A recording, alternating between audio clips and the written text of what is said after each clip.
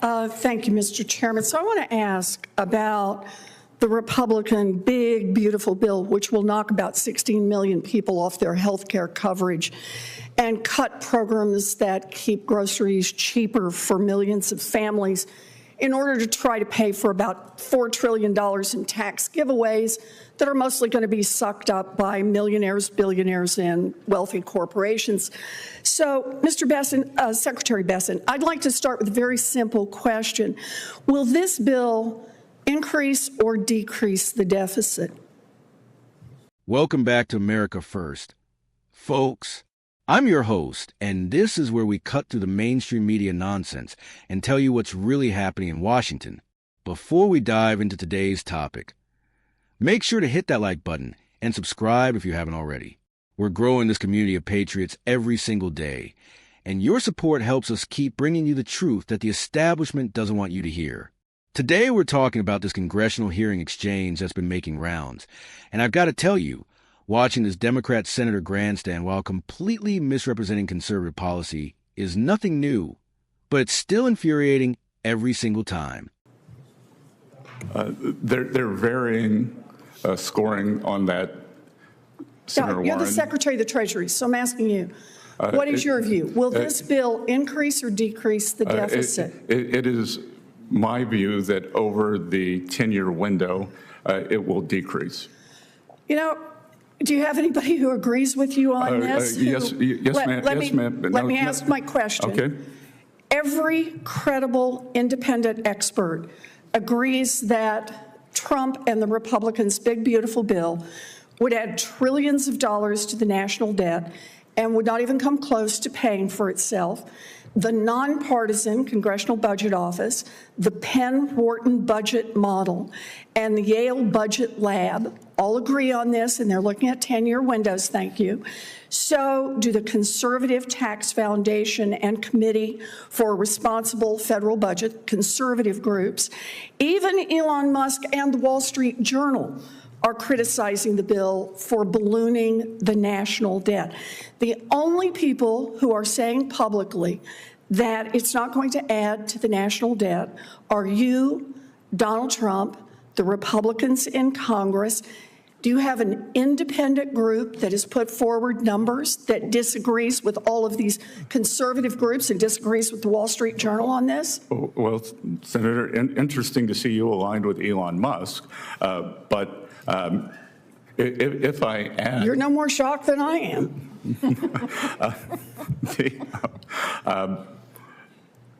If we want to take the full congressional budget scoring, they predict, and I don't agree with their methodology, they predict a $2.4 trillion deficit. But okay, so the answer to the question is yes. No, but may I finish? They include that, but they've also scored $2.8 trillion in tariff income. So even in Washington, D.C. math, okay, so, in Washington, D.C. math, that is a $400 billion surplus. Okay, so let me make sure I understand. This bill, you admit, will increase the deficit by $2.4 trillion, but you think there will be another bill and another set of agreements that somehow materialize, haven't materialized so far, don't have any statutory authority, but that will make up the difference. So the answer to the original question, will this bill increase or decrease the deficit? I think you just said it will increase. This bill increases the deficit. No, I want to use all the CBO scoring, and you can't take one without the other. I don't agree with the CBO. One is the law that we are scoring, the bill that is in front of us. We don't have a tariff bill in front of us to score. Mr. Secretary, let me go on to the second question. You have said that government spending is, quote, out of control. You have also called government spending, quote, unsustainable. In fact, in the name of fiscal responsibility, you're working with the Republicans on this big, beautiful bill to pass the biggest cuts to Medicaid and the Affordable Care Act in American history. So, Mr. Secretary, help me understand here. Why is the national debt so very important that you're trying to kick 16 million people off their health insurance, but increasing the national debt doesn't seem to matter if you're cutting taxes for billionaires and billionaire corporations?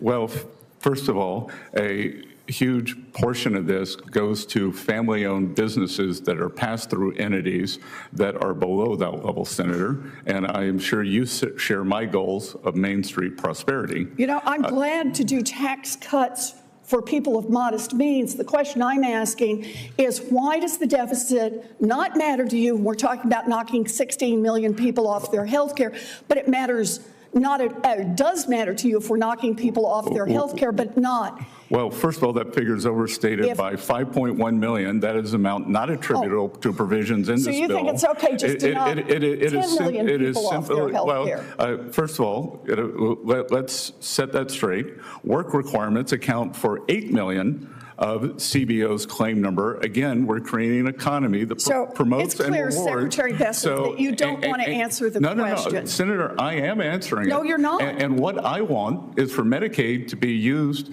for mothers and children as it was meant, not for 1.4 million illegal aliens, not for able-bodied people. Medicaid is not used for people who are not documented. Mr. Chairman, I just want to say here, the part that troubles me the most is that the Secretary is deeply worried about the deficit and is willing to knock 16 million, or as he says, merely 11 million people off their health care. Matters so much, but it doesn't matter so much if you're cutting taxes for billionaires. Then it's okay to run up a big deficit. I think that's wrong. We do have some differences of opinion. However, we also have a time crunch. I'm going to ask the remaining. Let's start with the facts that this senator conveniently ignores. What they're calling the Republican Big Beautiful Bill is actually about restoring fiscal responsibility to a government that has been spending our tax dollars like there's no tomorrow. For decades, we've watched Washington politicians from both parties, but especially Democrats, expand government programs without any regard for how we're going to pay for them or whether they actually work. Now, Secretary Bessent is trying to explain basic economics here, and the senator is either too partisan to listen or simply doesn't understand how tax policy actually works in the real world. When you cut taxes, especially on businesses and job creators, you stimulate economic growth. That growth generates more tax revenue overall, even at lower rates. This isn't some radical theory. It's exactly what happened during the Kennedy administration, the Reagan years, and under Trump's first term. The senator keeps throwing around this 16 million number about people losing health care coverage. But as Secretary Bessent correctly points out, that number is inflated and misleading. What we're talking about here are work requirements for able-bodied adults on Medicaid. Think about that for a second. We're asking people who can work to actually work in exchange for taxpayer-funded health care. That's not kicking people off health care. That's incentivizing personal responsibility and helping people get back on their feet. Medicaid was designed to be a safety net for mothers, children, the elderly, and the truly disabled. It was never meant to be a permanent lifestyle for able-bodied adults who simply choose not to work. When you have 1.4 million people in this country illegally receiving benefits that should go to American citizens, that's a problem we need to fix. When you have millions of able-bodied adults gaming the system instead of contributing to society, that's unsustainable. Here's what the senator doesn't want to acknowledge. Small businesses, family farms, and Main Street entrepreneurs are getting crushed by the current tax system.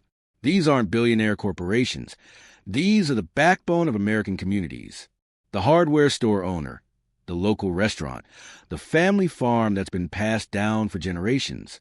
These are pass-through entities that get hit with massive tax bills that make it impossible to grow, hire more workers, or compete with big corporations that have teams of accountants to minimize their tax burden.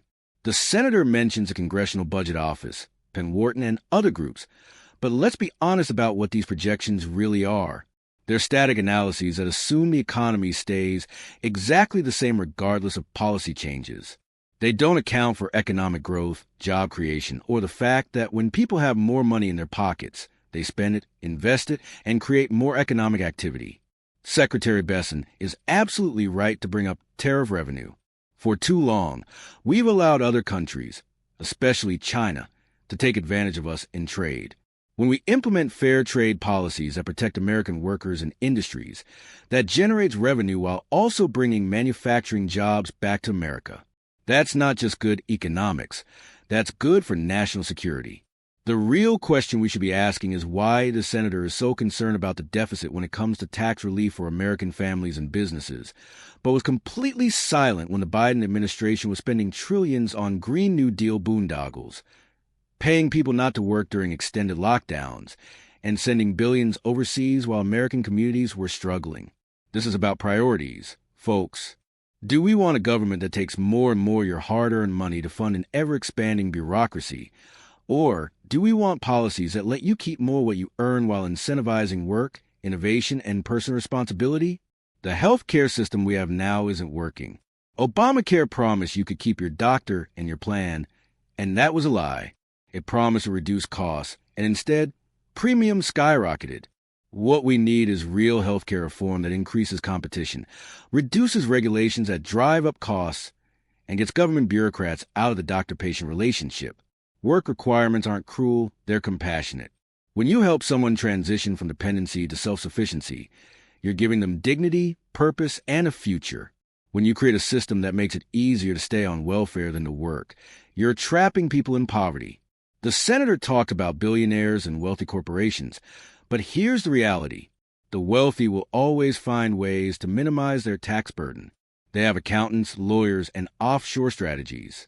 The people who really get hurt by high taxes are middle-class families and small business owners who can't afford those expensive tax strategies. Look at states like Florida and Texas that have low taxes and business-friendly policies.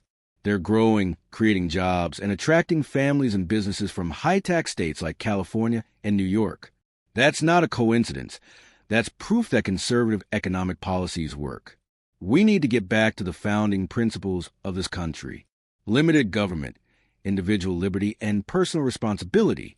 That means a tax system that doesn't punish success, a healthcare system that actually works for patients and doctors, and welfare programs that help people get back on their feet instead of keeping them dependent on government. Secretary Bessent is trying to restore fiscal sanity to a system that's been out of control for too long. The fact that he's getting attacked for wanting to balance the budget while providing tax relief shows you everything you need to know about the priorities of the Washington establishment. This isn't about being heartless or not caring about people who need help. It's about creating a system that actually works, that's sustainable for future generations, and that rewards the values that made America great in the first place. That's my take on this exchange. Folks, what do you think? Are you tired of politicians who claim to care about the deficit, but only when it comes to tax relief for hardworking Americans? Let me know in the comments below. And don't forget to like this video and subscribe to America First. We're building a community of patriots who aren't afraid to speak the truth, and we need your help to spread the message. Until next time, keep fighting for America.